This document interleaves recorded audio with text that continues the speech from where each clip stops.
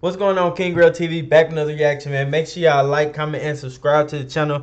Got another Larry Bird banger, man. Y'all already know what it is, man. So make sure y'all go crazy in them comments, man.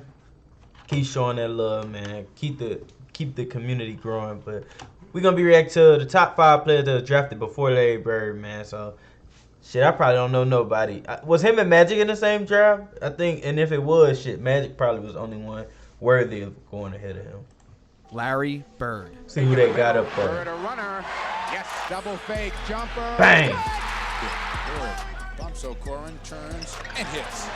I'm about to play 2K with Larry Bird. Nah, Bird fuck along that. the baseline, underneath to Maxwell. Tiny to Bird, behind the back to Parrott.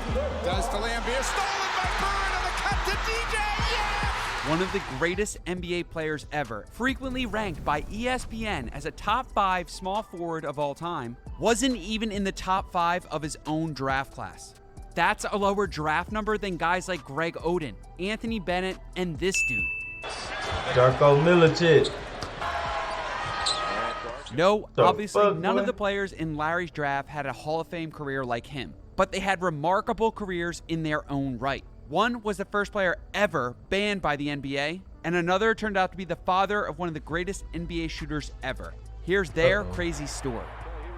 The number 1 pick in the 1978 draft was Michael Sweetbells Thompson, the first ever international number 1 pick.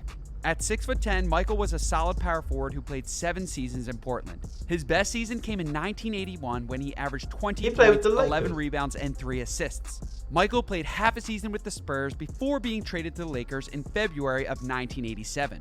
Michael was an important addition to the Showtime Lakers. He played as Kareem's backup and provided valuable minutes as the Lakers core rested. Michael won 2 championships with the Lakers. The first one was in 1987 against Larry Bird and the Celtics. In Game 6 of that series, Michael had 15 points and 9 rebounds. The Lakers won again in 1988, beating the Detroit Pistons in 7 games. Michael continued to play the backup center role until 1991. When he retired, Michael took a job in sports entertainment and has been working as a Lakers radio host since 2001. Incredibly, the Thompson name continues to grow in the NBA.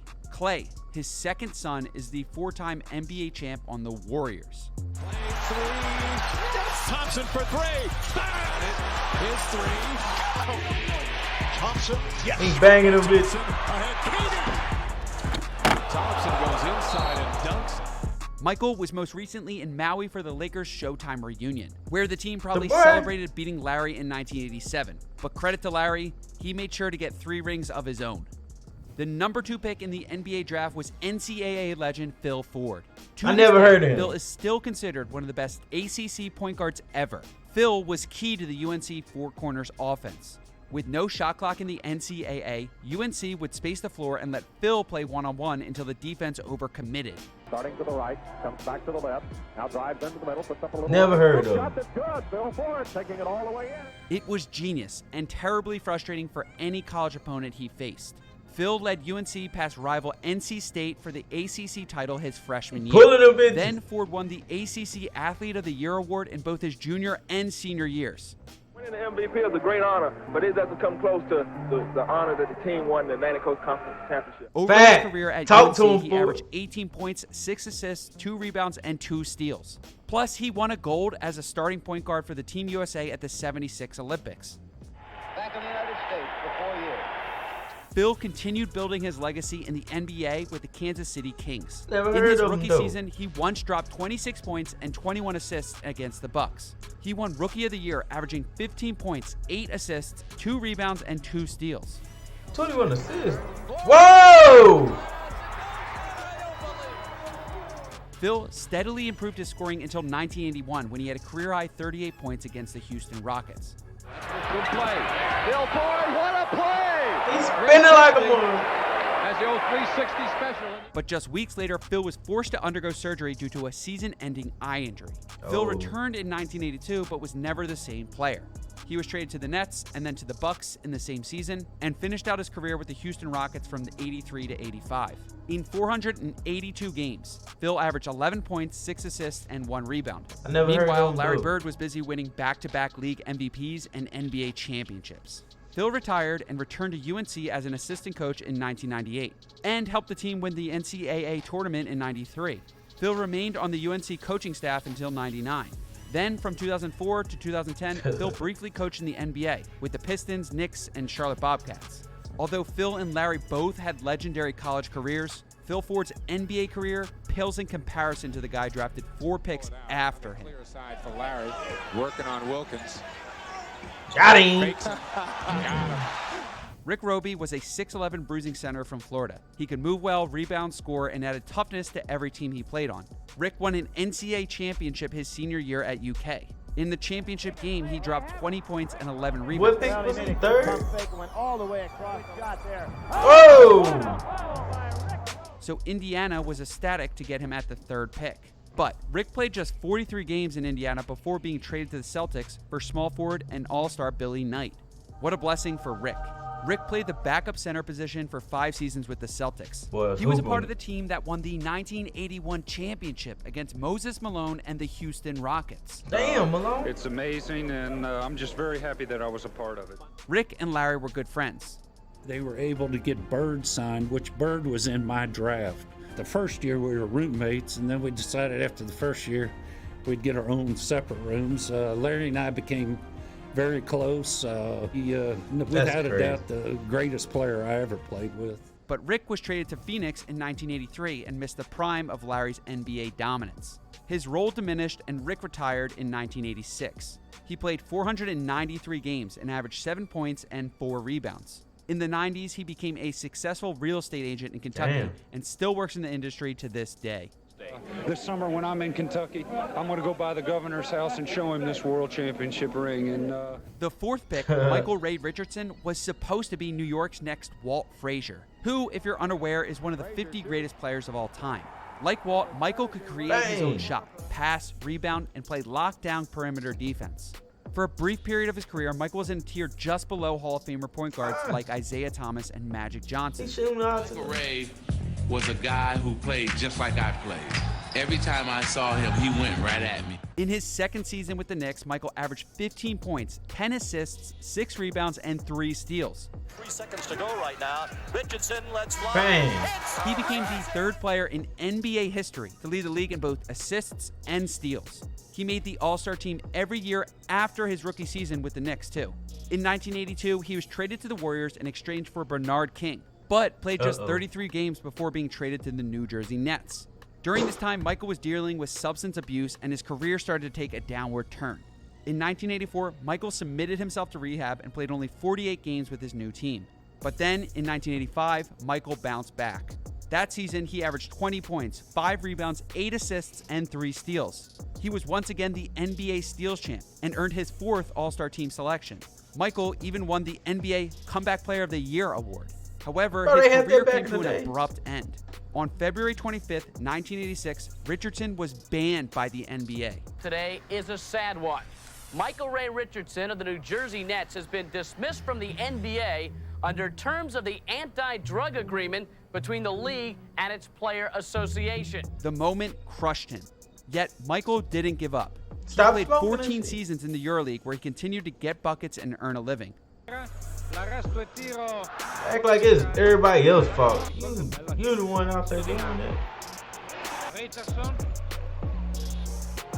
In 2002, he finally retired from playing and turned to coaching. From 2004 to 2014, he coached 2 minor league basketball teams in the CBA and 1 NBL team in Canada. He led the team to multiple championships within the respective leagues. Although Michael was the first player banned by the NBA, he didn't let that define him. I was the first player that was banned from the NBA for doing drugs. But I was also the first player that was reinstated. I am now 59 years old. I've been drug-free for 35 years.